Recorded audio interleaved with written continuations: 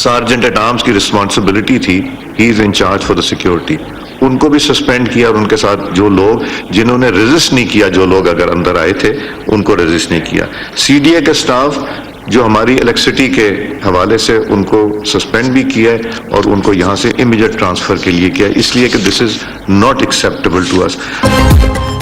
Speaker कौमी assembly ने charter of parliament की तजवीज दे दी, क्या हम मिलकर मिसाक पार्लियामेंट पर दस्तखत नहीं कर सकते?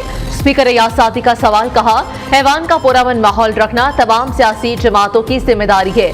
पार्लियामेंट के अरकान की गिरफ्तारी के मामले की तह तक जाएंगे। पार्लियामेंट चलाने के लिए 16 रुकनी कमेटी के कयाम की करारदाद मुतफिका तौर पर मंजूर। पार्लियामेंट की हुदूद में गिरफ्तारियों पर स्पीकर ने सार्जेंट एट आर्म्स समेत 5 सिक्योरिटी एहलकारों को 4 माह के लिए मुअत्तल कर दिया। ऐवान की बिजली बंद करने पर सीडीए के 5 अफसरान को ओहदे से हटा दिया गया।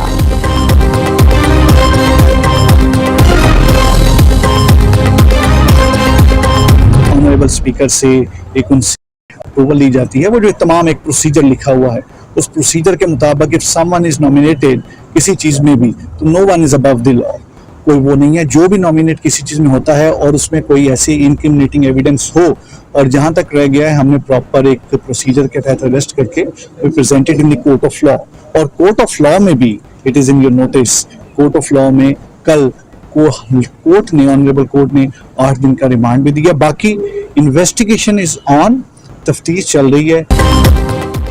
आईजी इस्लामाबाद ने पीटीआई रहनुमाओं की गिरफ्तारियों का जिम्मेदार स्पीकर को करार दे दिया। कहा तमाम गिरफ्तारियां अयाज सादी की इजाजत से कानूनी तकाज़ों के बाद हुई, कोई भी कानून से बालातर नहीं है। एफआईआर में नामजद तमाम मुलजिमान को गिरफ्तार करके अदालतों में पेश करेंगे।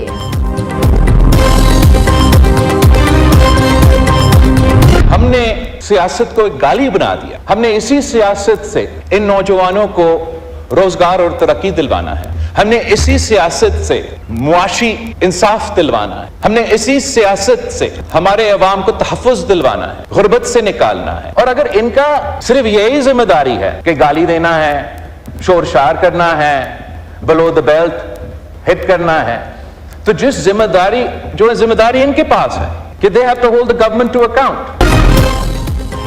पीटीआई को असेंबली छोड़ने से मना किया था, आज खुद भी भुगत रहे हैं और मुल्क भी।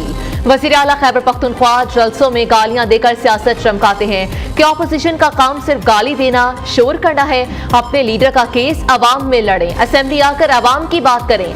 बिलावल भुट्टो की कौमी असेंबली में घनकरज, हुकूमत को मशवरा दिया कि आइन की बालादस्ती के बगैर पार्लियामेंट समेत कोई इदारा नहीं चल सकता।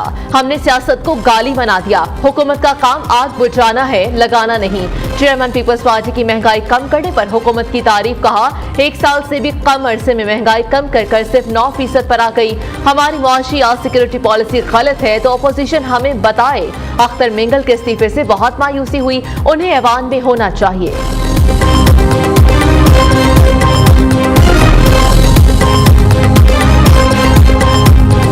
हमारे 10 एमएनए साहिबान को जिस अंदाज से उठाया गया है, ये हिस्ट्री में याद रखा जाएगा। वो ईवान के अंदर मौजूद थे, नकाबपोश आए, हर दरवाजा खोला गया है। वो चाबियां किसके पास थी जो दरवाजे खोलते थे? वो लाइटें किसने आपकी? आप बराए मेहरबानी इसकी इंक्वायरी ऐसी ना करवाएं कि जिसमें से मासूम आम किस्म के बंदों को आप सस्पेंड कर लें, इसके तह तक जाएं। मैंने इस ईवान के फ्लोर पे भी कहा था कि हम भागने वाले नहीं हैं, लेकिन जबरी गुमशुदगियां ना हो। क्या ये शादी हाल है कि 10 बजे लाइटें ऑफ और हम कहें डिस्पर्स करें जलसे को? जलसा था एक बहाना, हमारे मेंबरान असेंबली थे निशाना। लगता है कि हुकूमत एक जलसे की मार है। जिस तरह अरकान की गिरफ्तारियां हुई, उस तरह पार्लियामेंट की तौहीन हुई। क्या ये शादी हॉल है कि 10 बजे जलसा खत्म हो जाए? चेयरमैन पीटीआई बैरिस्टर गौहर का कौमी असेंबली में इज़हार ख्याल, मीडिया से गुफ्तगू में कहा कि स्पीकर ने पीटीआई के गिरफ्तार मेंबरान असेंबली के प्रोडक्शन ऑर्डर जारी कर दिए। तमाम अरकान कल ऐवान में आएंगे।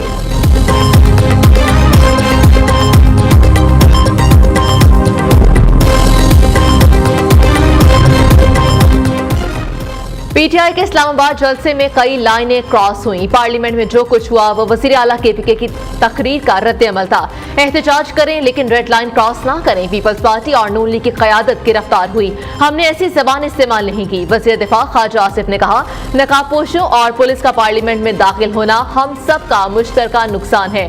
स्पीकर आइन में दिया गया किरदार अदा करें। वज़ीर इत्तलात अता तारड़ ने कहा, वीडियो से साबित है कि किसी भी पार्लियामेंट के अंदर से गिरफ्तार नहीं किया गया। कुछ अरकान को पार्लियामेंट के गेट के करीब से हिरासत में लिया गया। अता तारड़ की तकरीर के दौरान अपोजिशन अरकान का शोर शराबा।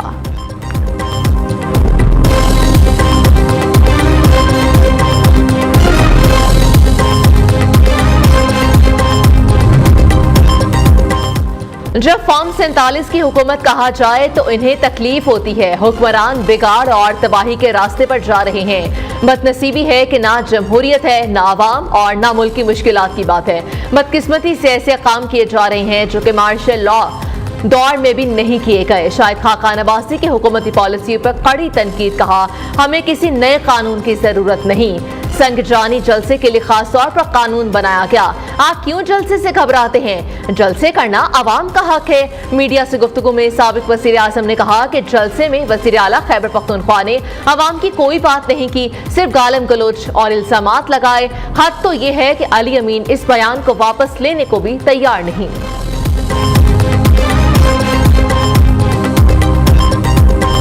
इस मुल्क में 9 मई जैसे वाक़यात रुनुमा होते हैं और फिर उसके बाद एक सियासी जमात के लीडरान की गुफ्तगू जो कि सभी ने, पूरी कौम ने सुनी। मैं समझता हूँ कि कायद ने ये पाकिस्तान इस दिन के लिए हज़ारों लाखों कुर्बानियाँ दे के हासिल नहीं किया था। बैरूनी ताकतों का बयानिया बिक रहा है और यहाँ जो खरीदार हैं वो इसे खरीद रहे हैं। और यही वजह है कि आज माशी तौर पे दिन ब दिन हमें कमज़ोर किया जा रहा है।